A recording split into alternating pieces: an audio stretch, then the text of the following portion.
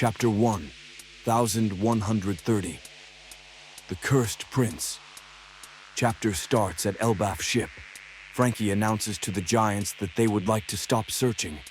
They have done all they can. Jinbei even asked the sharks to search in nearby seas, but they didn't find anything.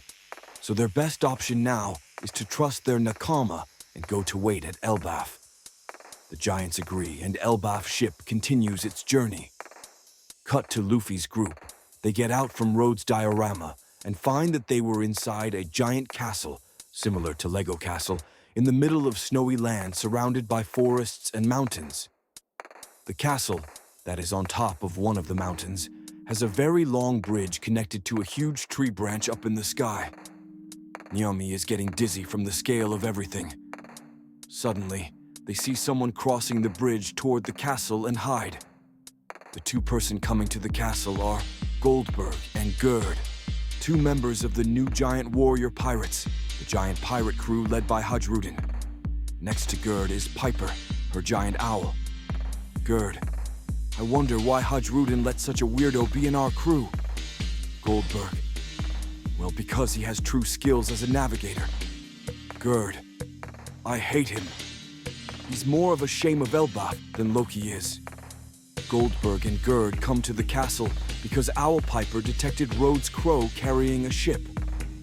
As trespassing is illegal in Elbaf, Rhodes has a habit of taking nearby ships and claims them as trespassers. That way, Rhodes can lock them up. Gerd says if she sees that Rhodes is kidnapping someone, she will report this to Jarul Sama, the old giant from Big Mom past. He's now around 408 years old. Nami hears the trespassing is illegal part, so she orders everyone to remain hidden.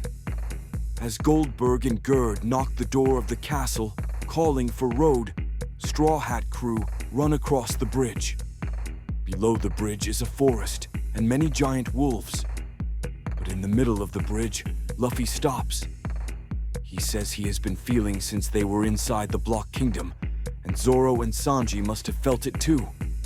Luffy, it's a scream of a man so powerful that I can feel it all over my body. Luffy wants to go check out the source of that scream. Sanji say he will stay with the group and stops Zoro from going with Luffy. Sanji, this Marimo should never be allowed to enter any forest. Luffy tells other to go on ahead, and then he jumps down from the bridge to the forest below. Cut back to Elbaf ship. The news crew deliver morning's World Economy newspaper. One of the news shocks Dory and Brogy. It is report that the giant warrior pirates attacked Egghead Island. Brogy, why would they make up lies like this? Can't read anything. Newspaper is too small. Robin, I will read it then. The giant warrior pirates has awakened from their 100 years slumber. Together with Yonkou Straw Hat Luffy, they set Egghead aflame. Both captains of the giant warrior pirates, Brogy the Red Orge and Dory the Blue Orge, will I have a 1.8 billion berries bounty placed on their heads. We can see new Dory and Brogy. Wanted posters with pictures took in Egghead and with new 1,800,000,000 berries bounty each one. Brogy, 1.8 billion. Dory, Ilt is not our intention to be back. Giant warrior, pirate. Bosses used to have a 100 million bounty, right? What a boost. Robin, quite a bit of inflation has happened between 100 years ago and now. But this is a reasonable number for the leaders of EIBAF warriors. The newspaper also reports that Luffy is the one who killed Vegapunk, with huge picture of Luffy using Gear 5 form. Robin sees the photo and stops because she notices an X mark on Luffy's arm in newspaper picture. Robin, did this mark always appear on Luffy's arm when he becomes the most free? Frankie, I don't really remember. After all, he's always bouncing about so you can't see clearly. Robin, it is a bit unnatural. His arm is swinging here, but the mark remains clear as day. I think I have seen it somewhere before. Dory, Anyhow, to think that Straw Hat is now standing equal to Red Hair. Brogy. And it also seems like one of our youngsters, Hadrudin, has become you guys' underling. Kashi. All things considered, he's still a son of the king. He was a rough brat, I believe. They wanted to come pick you guys up too, but the reason only us seniors came is because there's a little trouble happening back in Elbaf. Frankie. Trouble. It's explained that while Dory and Brogy were absent, Loki, an official son of the king, was born. He was an evil giant called the Cursed Prince. Loki murdered King Harold, his own father, to claim a legendary Akuma no Mi that passed down in the royal family. We don't see King Harold in this chapter. And then Loki ate that Akuma no Mi. No more information about it in this chapter. The warriors of Elbaf managed to detain Loki, but recently he was on the verge of breaking free, so they need the strength of all warriors of Elbaf to restrain Loki. Frankie is shocked that there's someone so powerful, they need all giant warriors' power to lock him up. Cut back to Luffy. In an absolutely epic double page, Luffy finds huge giant tied up with massive chains in the middle of snow. That giant is Loki. Loki design is Badass. Loki is a thin and muscular giant. He has a very long hair, with 2 braids in the front, and a goatee in the chin. He has some tattoos on his arms.